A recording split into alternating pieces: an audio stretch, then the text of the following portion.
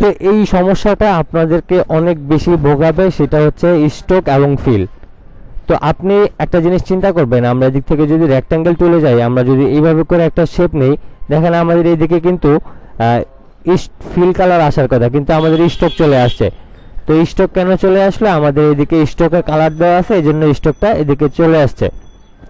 যদি আমরা এটাকে এদিকে ঘুরিয়ে দিই, তাহলে কিন্তু আমাদের এটা ফিল কালার হয়ে যাবে। এবং এদিক থেকে যদি আমরা এটার কালারও পরিবর্তন করতে চাই, তাহলে অবশ্যই এটাকে উপরে তুলতে হবে। যেমন আমরা এটাকে উপরে রেখে যদি আমরা এই কালারটা চেঞ্জ করতে চাই, তাহলে কিন্তু হবে না। দেখেন আমরা এটা চেঞ্জ করলাম, কিন্তু আমাদের এদিকে স্ট্রোকে একটা কালার চলে আসছে, দেখেন। তো আপনাদের যে কাজটা করতে হবে, যদি আপনাদের ফিল কালারটা পরিবর্তন করতে হয়, তাহলে অবশ্যই আগে এটাকে উপরে তুলে নিতে হবে। দেখেন এখন কিন্তু এটা উপরে আছে, এটা উপরে আছে। এটা কিভাবে বুঝবো? এটা উপরে থাকলে আমাদের এই স্ট্রোকের যে লাইনটা আছে, এটা অর্ধেকটা দেখা যাবে, এই অংশটা কাটা দেখাবে। তখনই আমরা বুঝবো যে আমাদের ফিলটা উপরে আছে। আবার যখন আমরা এটার উপর একটা ক্লিক করব, এখন দেখেন আমাদের স্ট্রোকটা কিন্তু পুরো দেখাচ্ছে, তার মানে আমাদের স্ট্রোকটা এখন উপরে আছে। এখন যদি আমরা কোনো কালার পরিবর্তন করি, তাহলে আমাদের স্ট্রোকের কালার পরিবর্তন হবে। যদি আমরা ফিল কালারটাকে উপরে রেখে আমরা এদিক থেকে কালার পরিবর্তন করি, তাহলে আমাদের এখন ফিল কালার পরিবর্তন হবে। এখান থেকে যদি আমরা কোনো কালার পরিবর্তন করতে চাই, তাহলে অবশ্যই সেটা আমাদের উপরে থাকতে হবে। তো অনেক সময় দেখা গেছে যে আমাদের স্ট্রোকের কালার পরিবর্তন করা লাগলে আমরা স্ট্রোকটাকে উপরে তুলে আমরা এদিক থেকে কালার পরিবর্তন করলে আমাদের অবশ্যই এটাকে সিলেক্ট করে নিতে হবে। যেমন আমরা এটাকে সিলেক্ট করলাম এবং স্ট্রোকে আমরা ব্ল্যাক কালার দিয়ে দিলাম, দেখেন আমাদের পরিবর্তন হয়ে গেছে।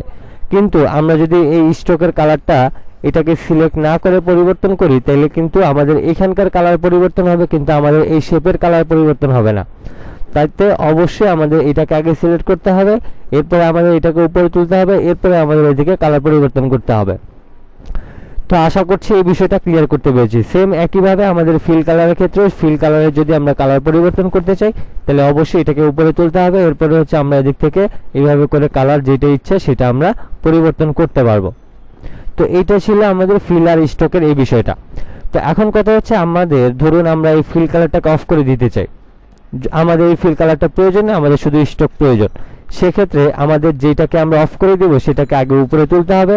এরপরে হচ্ছে এদিকে দেখেন নান নামের একটা অপশন আছে, এদিকে মাঝখানে একটা ক্রস দেওয়া আছে, এটার উপর যদি আমরা একটা ক্লিক করি, দেখেন আমাদের ফিল কালারটা কিন্তু অফ হয়ে গিয়েছে। এখন আমরা চাইলে এটাকে এইভাবে করে রোটেট করে দিলে আবার আমাদের ফিল কালার চলে আসলো। এবং আমরা যদি এখান থেকে ফিল কালারটাকে অফ করে দিতে চাই, সেক্ষেত্রে আবারও এখানে ক্লিক করলে আমাদের এখন এখানে কোনো কালারই নেই, কিন্তু আমাদের একটা শেপ আছে। আমাদের এদিকে শেপ আছে, কিন্তু এদিকে কোনো কালার না থাকার কারণে আমরা এটাকে দেখতে পাচ্ছি না। এখন আমরা ফিল কালারে যদি এখান থেকে একটা কালার দিয়ে দিই, তাহলে আবারও এই শেপটা আমাদের দেখা যাবে। তো এই হচ্ছে বিষয়। আশা করছি আপনাদেরকে এই বিষয়টা ক্লিয়ার করতে পেরেছি। এখন আসি আমাদের টুলসের বিষয়। তো প্রথমে ধরুন আমরা এখান থেকে একটা শেপ নিলাম। এখন আমরা অনেকেই ভুলবশত ফাঁকা জায়গায় অনেক জায়গায় ক্লিক করে ফেলি। তো এখন কিন্তু আমাদের এটা আনসিলেক্ট আছে। আমরা যদি এটাকে সিলেক্ট করতে চাই, তাহলে অবশ্যই এই সিলেকশন টুলের মাধ্যমে আমরা এটাকে সিলেক্ট করে নিব এবং এখান থেকে সিলেক্ট করে তারপরে আমরা যে কোনো কাজ করতে পারবো। যেমন আমরা এটাকে যদি এই কর্নারটাকে রাউন্ড করতে যাই, তাহলে আমরা এই শেপটা যদি নেই, তাহলে দেখেন আমাদের এখানে কিন্তু কোনো প্রকার আমরা কাজ করতে পারবো না। কিন্তু আমরা যখন সিলেকশন টুলের মাধ্যমে এটাকে সিলেক্ট করে নিয়ে দেন ডিরেক্ট সিলেকশনে যাই এবং এখান থেকে আমি সোজা এইভাবে করে ড্র্যাগ করি, তাহলে দেখেন আমাদের কর্নারগুলি রাউন্ড হয়ে গেল সহজেই। তো এখানে আরেকটা বিষয় আছে, আমি আপনাদেরকে দেখাই দিই। দেখেন আমি যদি এখানে ক্লিক করি, তাহলে চারটা কর্নারে কিন্তু আমাদের এরকম রাউন্ড চিহ্ন আসে, কিন্তু আমরা চাচ্ছি যে একটা কর্নারকে আমরা রাউন্ড করতে। সেক্ষেত্রে আমরা ডিরেক্ট সিলেকশনে যাব এবং আমরা শুধুমাত্র একটা কর্নারে ক্লিক দেব।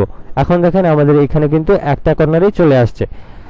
এখন যদি আমরা এইভাবে করে ড্র্যাগ করি, দেখেন আমাদের একটা কর্নারে কিন্তু রাউন্ড হলো।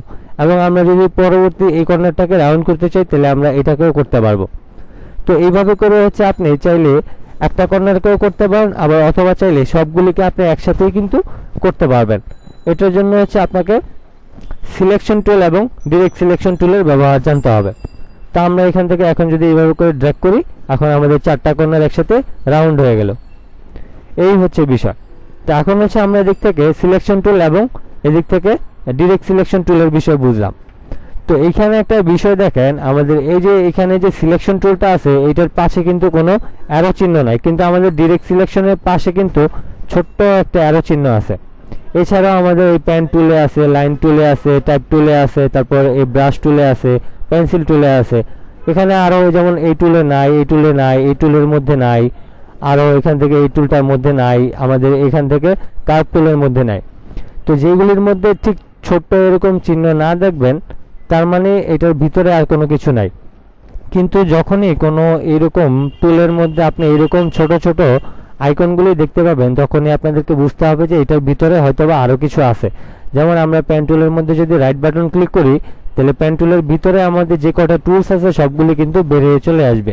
এরপর আমরা ডিরেক্ট সিলেকশনে রাইট বাটন ক্লিক করলে দেখেন আমাদের এদিক থেকে কিন্তু এখানে আরও একটা টুলস আছে। তো এগুলি আমাদের ব্যবহার করা জানতে হবে এবং কোনটার নাম কি এবং কোথায় গেলে এগুলি পাবো সেই বিষয়গুলিও কিন্তু আমি বলে দিচ্ছি। যেমন এদিক থেকে আমাদের এদিকে রাইট বাটন ক্লিক করে আমাদের এদিকে আরও অনেক ধরনের টুলস আছে, এটার মধ্যে রাইট বাটন ক্লিক করে আরও টুলস পাবো এবং এইদিকে আমরা রাইট বাটন ক্লিক করে আরও টুলস পাবো। তো এই বিষয়গুলি কিন্তু আমাদের জানতে হবে। তো এছাড়াও হচ্ছে আমাদের প্রত্যেকটা টুলসের যখনই কোনো আইকন দেখবে তখনই রাইট বাটন ক্লিক করলে আমরা এদিকে আরও যে টুলসগুলি আছে সেগুলিকে কিন্তু আমরা সহজেই পেয়ে যাব। এখন হচ্ছে এখানে আরেকটা জিনিস আপনাদেরকে দেখাই। এখানে হচ্ছে আমাদের পেন টুলের যে শেপটা, এই শেপগুলি আমাদের আসলে কিভাবে নিতে হয়। তো আমরা প্রথমে মাউসের যখন লেফট বাটন ক্লিক করব তখন আমাদের এই পয়েন্টটা এদিকে লক হয়ে যায়। এরপরে হচ্ছে আমরা যখন দ্বিতীয় ক্লিক করব তখন কিন্তু আমরা ক্লিক দিয়ে ফেলি, এরপরে আমরা এটাকে বাঁকা করার চেষ্টা করি এইভাবে, তাহলে কিন্তু হবে না। আমাদেরকে যে কাজটা করতে হবে, আমাদের প্রথম ক্লিকের পরে দ্বিতীয় ক্লিকটা যখন আমরা দিব তখনই আমরা মাউসের লেফট বাটন ক্লিক করে ধরে রাখবো, ছাড়বো না। ধরে রেখে যদি আমরা এইভাবে করে ড্র্যাগ করি, এখন দেখেন আমাদের এটা কিন্তু রাউন্ড হচ্ছে। কিন্তু আমরা যদি এখানে ক্লিক দিয়ে ছেড়ে দিয়ে তারপর আমরা এটাকে রাউন্ড করার চেষ্টা করি, তাহলে কিন্তু আমাদের এটা হবে না। তো এই বিষয়গুলি আপনারা একটু ভালোভাবে মাথায় রাখবেন, তাহলে আপনারা সহজে পেন টুল সম্পর্কে ভালো বিস্তারিত পাবেন।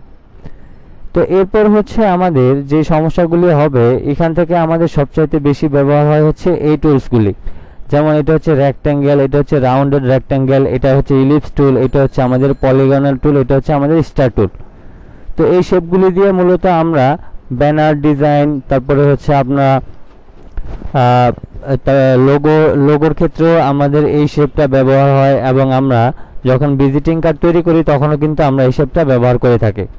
এছাড়া হচ্ছে যারা রাউন্ডেড রেক্ট্যাঙ্গেল টুল ব্যবহার করতে চান, যেমন আমরা প্রথমে এটাকে এইভাবে করে ধরে দেন আমরা এইভাবে রাউন্ড করতে হতো, কিন্তু আমাদের এই টুলসের ক্ষেত্রে কিন্তু এরকম না। এটা জাস্ট আপনি এইভাবে করে ড্র্যাগ করবেন, আপনাদের কর্নারগুলো কিন্তু অটোমেটিক্যালি রাউন্ড হয়ে যাবে এবং এটার নামই হচ্ছে রাউন্ডেড টুল।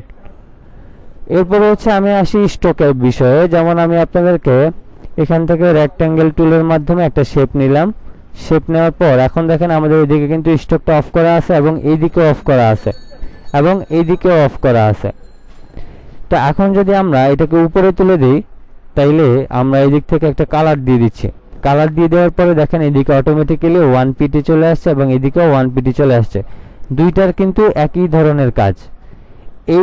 এইটার সাথে এইটা এবং এইটার সম্পর্ক। যদি আপনি এইখান থেকে স্ট্রোক কালার দেন, ধরুন আপনাদের এই স্ট্রোক কালারটা অনেক বেশি চিকন হয়ে আছে, আমি আপনাদের একটু জুম করে দেখেন চিকন একটা কালো স্ট্রোক চলে আসছে। এখন আপনি যদি এটাকে মোটা করতে চান, সেক্ষেত্রে আপনি এটাকে সিলেক্ট করতে হবে এবং অবশ্যই এই স্ট্রোক কালারটাকে উপরে তুলতে হবে। তোলার পর আপনার দিক থেকে যে কোনো একটা কালার আপনি সিলেক্ট করে নেবেন। আমি এখান থেকে ব্ল্যাক কালারটাকে সিলেক্ট করে নিচ্ছি। এখন আমি যদি এদিক থেকে 2 করে দিই, দেখেন এইদিকেও 2 হয়ে গেছে এবং এইদিকেও 2। দুইটা কিন্তু একই অপশন, একটা উপরে দেওয়া একটা নিচে দেওয়া। আপনার যেদিক থেকে ইচ্ছে সেদিক থেকে নিয়ে নেবে। এখন যদি আমি আমার ইচ্ছা মতো আমি এদিক থেকে বাড়াতে থাকি, তাহলে আমাদের এই স্ট্রোকটা কিন্তু বেড়ে যাবে। এরপরে হচ্ছে আমরা স্ট্রোকের আরেকটা বিষয়ে আসি। যেমন আমরা এখান থেকে ফিল কালারটাকে নান করে দিলাম, অফ করে দিলাম। এরপর আমরা স্ট্রোক কালারটাকে উপরে তুলে আমরা এদিক থেকে আবারও রেক্ট্যাঙ্গেল টুলে গিয়ে অল্টার শিফট ধরে আমরা এখান থেকে এরকম একটা শেপ নিলাম। নেওয়ার পর এখন হচ্ছে আমাদের এটা দেখেন, এটা কিন্তু আমাদের স্ট্রোক আকারে আছে, আমাদের ফিল কালারে কিন্তু কোনো কালার নেই। এখন আমরা এই শেপটাকে যদি অবজেক্ট থেকে আমরা এদিক থেকে এক্সপ্যান্ড করে দিই, তাহলে দেখবেন অটোমেটিক্যালি এই কালারটা ফিল কালারে চলে আসছে। আমরা ওকে দিয়ে দিলাম, দেখেন ফিল কালারে চলে আসলো। তার মানে এটা হচ্ছে আমাদের ঠিক এইরকম শেপ নেওয়ার মতো একটা অবস্থা। এটা যেমন ফিল কালার আছে, এখন এটাও কিন্তু ফিল কালার হয়ে গেছে, কিন্তু আমরা এটা স্ট্রোক কালার থেকে আমরা এটাকে ফিল কালার করে নিয়েছি। এটা করার জন্য আমাদের অবশ্যই এক্সপ্যান্ড করতে হয়। আমি বিভিন্ন ভিডিওতে দেখাই দিই যে আসলে আমাদের এক্সপ্যান্ড কেন করতে হয় এবং কিভাবে আমরা এক্সপ্যান্ড করি। তো এই হচ্ছে বিষয়। তো এইরকম যদি আপনাদের স্ট্রোক কালারে নেওয়ার পর আপনাদের এটাকে ফিল কালার করতে হয়, সেক্ষেত্রে আপনি ফিল কালার করে নেবেন। তো এখন হচ্ছে আমরা ধরুন আমরা এই মাঝখানের এই অংশটাকে আমরা এতটুকু কেটে ফেলবো। তো এটার জন্য কিন্তু আমাদের এখান থেকে আবারও এদিক থেকে এই রেক্ট্যাঙ্গেল টুলের ব্যবহার করতে হবে। যেমন আমরা এদিক থেকে এইভাবে করে সিলেক্ট করে নিলাম এবং আমরা এই দুইটাকে একসাথে সিলেক্ট করে আমরা হচ্ছে এদিক থেকে এই যে এখান থেকে যে ভার্টিক্যাল অ্যালাইন সেন্টার আছে আমরা এটার উপর ক্লিক করলে অটোমেটিক্যালি আমাদের এইখান থেকে শুরু করে এই পর্যন্ত এই দূরত্বটার যে মাস পয়েন্ট আছে সেটার পয়েন্টে আমাদের এটাকে অটোমেটিক্যালি এটা নিয়ে যাবে। তো এই শেপগুলি কিন্তু আমাদের অনেক বেশি প্রয়োজন, এগুলি আমরা নিলে আমাদের একদম প্রপারলি কিন্তু আমরা এই কাজটা করতে পারবো। তো এখন কথা হচ্ছে যে আমরা এই অংশটাকে কিভাবে কেটে ফেলবো। তো এটার জন্য আমি বরাবরই আপনাদেরকে এদিক থেকে শেপ বিল্ডারের মাধ্যমে দেখাই দিই। যেমন আমরা এটাকে যদি সিলেক্ট করে আমরা কিবোর্ডের অল্টার ধরে মাউসের লেফট বাটন ক্লিক করি তাহলে দেখেন আমাদের এই অংশটা কিন্তু কেটে গিয়েছে। এটা কিন্তু আমরা আরো অন্যভাবেও কাটতে পারি। তো আমি একটু কন্ট্রোল জেড দিয়ে আপনাদেরকে দেখাই দিচ্ছি। যেমন ধরুন আমাদের এখনো কিন্তু এটা কিন্তু কাটে নেই। তো আমি এটাকে এইখানে রাখলাম এবং দুইটাকে একসাথে সিলেক্ট করলাম এবং এদিক থেকে আমরা ভার্টিক্যাল অ্যালাইন সেন্টার করলাম। এখন অটোমেটিক্যালি আমাদের এটা মিডলে চলে আসছে। এখন আমরা উইন্ডো থেকে আমরা হচ্ছে পাথফাইন্ডারে যাব। তো আমরা এই পাথফাইন্ডারটাকে এদিকে রাখলাম এবং এই দুইটাকে একসাথে সিলেক্ট করব। যেহেতু আমরা এটাকে ডিভাইড করব, আমরা একটা সিলেক্ট করলে কিন্তু হবে না, যেহেতু আমরা কাটবো এটাকে, সেক্ষেত্রে আমরা এই অপশনটাকে আলাদাভাবে নিয়ে নিয়েছি যাতে এটা আলাদা একটা শেপ তৈরি হয়। সেক্ষেত্রে আমরা এই দুইটাকে একসাথে সিলেক্ট করব এবং এদিক থেকে আমরা যদি ডিভাইডের উপর ক্লিক করি এবং এদিক থেকে রাইট বাটন ক্লিক করে আমরা আনগ্রুপে ক্লিক করি, এরপরে দেখেন আমরা এই অংশটাকে কিবোর্ড থেকে ডিলিট প্রেস করলে দেখেন আমাদের এটা ডিলিট হয়ে গেল এবং এটা সিলেক্ট করলে ডিলিট। তো এখন কথা হচ্ছে যে আপনাদের এই শেপটা তো কাটলো না। তো এখন যদি আমরা এদিকেও আবার মাউস দিয়ে ক্লিক করে কিবোর্ড থেকে ডিলিট প্রেস করি দেখেন আমাদের কেটে গেল কিন্তু। তার মানে আমাদের এদিক থেকে ডিভাইডের মাধ্যমেও এই অংশগুলিকে কাটতে পারবো এবং আমরা এদিক থেকে শেপ বিল্ডারের মাধ্যমেও কিন্তু কাটতে পারবো। তো এখানে কিন্তু এই পাথফাইন্ডারের নিয়ে অনেক ধরনের আমাদের কাজ আছে। এই বিষয়গুলি নিয়ে কিন্তু অনেক ভিডিও দেওয়া আছে আমার চ্যানেলে, প্রায় 500-র মতো ভিডিও দেওয়া আছে। এই ভিডিওগুলি যদি আপনি দেখেন তাহলে আপনার অনেক বেশি উপকার হবে। তো এবার আসি, ধরুন আমাদের এটা তো কর্নার হিসাবে আমাদের এটা কাটা আছে। তা আমরা যদি এটাকে ধরুন যে এই কর্নারগুলিকে আমরা রাউন্ড করতে চাই, সেক্ষেত্রে আমরা এদিক থেকে ডিরেক্ট সিলেকশনে যাব। যাওয়ার পর আমরা যদি এই কর্নারগুলিকে সিলেক্ট করি দেখেন আমাদের এইদিকে কিন্তু আবারও দুইটা রাউন্ড শেপ চলে আসলো। এখন যদি আমরা এটাকে এইভাবে করে টেনে দিই দেখেন আমাদের এটা কিন্তু রাউন্ড হয়ে গেল। এবং আমরা একইভাবে যদি এখান থেকে এটাকে টেনে দিই দেখেন আমরা কিন্তু সহজে এটাকে রাউন্ড করে ফেললাম। তো এইভাবে করে হচ্ছে আপনারা ডিভাইড করবেন এবং রাউন্ড করবেন এবং ফিল কালারটা আমরা যেভাবে দিলাম সেভাবে ব্যবহার করবেন এবং স্টক কালারটা যেভাবে ব্যবহার করলাম সেভাবে ব্যবহার করবেন। তো আমি এদিক থেকে আপনাদেরকে আরো একটা শেপ নিয়ে এবং একটা ডিজাইন তৈরি করে দেখাচ্ছি, একদম নর্মাল একটা ডিজাইন। আমরা এখান থেকে ধরুন আমরা এদিক থেকে রেক্ট্যাঙ্গেল তুলে গেলাম, এরপরে আমরা অল্টার শিফট ধরে আমরা এদিক থেকে একটা প্রথমে ফিল কালার নিলাম। তো এখন যেহেতু আমাদের এটা স্টক কালারের একটা ডিজাইন, সেক্ষেত্রে আমাদের এটাকে স্টক কালার করে নিতে হবে। তা আমাদের এটাকে আমরা অফ না করে আমরা যে কাজটা করব, আমরা এই যে ছোট্ট একটা অ্যারো কি আছে এটার উপর ক্লিক করে দিলে দেখেন আমাদের এটা কিন্তু স্টকে চলে আসলো। এখন আমরা এদিক থেকে স্টক বাড়াতে পারি অথবা এদিক থেকে স্টক বাড়াতে পারি। তা আমরা এদিক থেকে স্টকটাকে একটু বাড়াই নিচ্ছি এবং আমরা এখান থেকে একটু বাড়াই নিচ্ছি। তো ধরুন আমরা এখান থেকে এরকম একটা স্টক নিয়ে নিলাম। এরপরে হচ্ছে আমরা এখান থেকে এটাকে রেড কালার দিয়ে আমরা ফিল কালারটাকে অফ করে দিলাম। এরপর আমরা হচ্ছে কিবোর্ড থেকে অল্টার ধরে মাউসের লেফট বাটন ক্লিক করে আমরা এই পয়েন্টে বসাই দিব। দেখেন আমাদের কিন্তু মাঝখানে আসার পর একটা সিগন্যাল দেখাচ্ছে। তা আমরা এটাকে এখানে ছেড়ে দিলাম। এরপরে আমরা এই কালারটাকে স্টক দিব। দেখেন আমরা এটাকে কিন্তু উপরে তুলে দেন ব্ল্যাক কালার করে দিলাম। তো এখন হচ্ছে আমরা এখানে একটা শেপ তৈরি করলাম। এরপরে হচ্ছে আমরা যে কাজটা করব, আমরা যদি এটাকে স্টক রাখা অবস্থায় আমাদের কাটতে হয় সেক্ষেত্রে আমরা কি করতে পারি।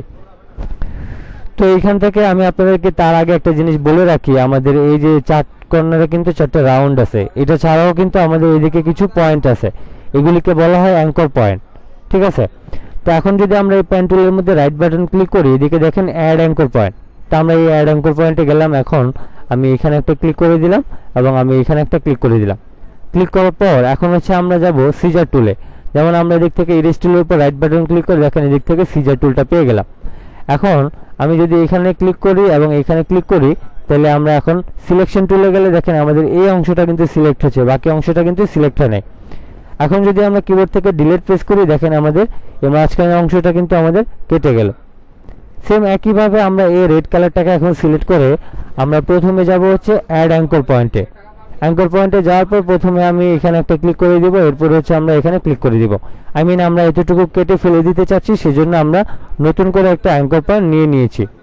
এরপর আমরা আবার এদিক থেকে সিজার টুলে যাব এবং আমরা এখানে একটা ক্লিক করব এবং এখানে একটা ক্লিক করব। ক্লিক করার পর আমরা হচ্ছে এখন যে কাজটা করব, আমরা মাউসের সিলেকশন টুলের মাধ্যমে এটাকে সিলেক্ট করে আমরা কিবোর্ড থেকে ডিলিট প্রেস করলাম। দেখেন আমাদের একটা শেপ কিন্তু অলরেডি তৈরি হয়ে গেল। তো এইভাবে করে হচ্ছে আপনাদেরকে মাথা কাটিয়ে কাজ করতে হবে। আর আমি আপনাদেরকে একটা কথা বলে রাখতে চাই, আপনারা যারা ইলাস্ট্রেটর শিখতেছেন আমার চ্যানেল থেকে শিখেন বা অন্য কারো চ্যানেল থেকেই শিখেন। যদি আপনারা কোনো কারো কাছ থেকে ট্রেনিং সেন্টারে গিয়ে কোর্স না করে ইউটিউব থেকে শিখতে চান, তাইলে আপনাদেরকে যে কাজটা করতে হবে, আপনাদেরকে যে কোনো ভিডিও হোক না কেন আপনি একদম শুরু থেকে শেষ পর্যন্ত দেখবেন। এবং শুধু আমি আমার চ্যানেলে শুরু থেকে শেষ পর্যন্ত দেখার কথা বলতেছি না, কারণ গ্রাফিক ডিজাইন নিয়ে অনেক চ্যানেল আছে, সেখানেও যদি আপনারা দেখেন তাহলে শুরু থেকে শেষ পর্যন্ত দেখবেন।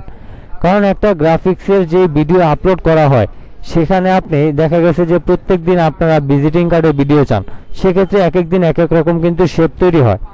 তো এখানে কিছু কিছু টুলস ব্যবহার হয়। এবং এখানে একটা জিনিস আমি আপনাদেরকে বলে রাখি, এই ডিজাইনের টুলস ব্যবহারের ক্ষেত্রে ছাড়াও এখানে এমন কিছু গুরুত্বপূর্ণ কথা বলা হয় যেগুলি আপনাদের অনেক বেশি প্রয়োজন, এবং এগুলি আপনাদের অনেক বেশি প্রয়োজন বিধায় আপনাদের সম্পূর্ণ ভিডিওটা দেখতে হয়। তাইলে কিন্তু আপনারা সফলভাবে শিখতে পারবেন ফ্রিতে।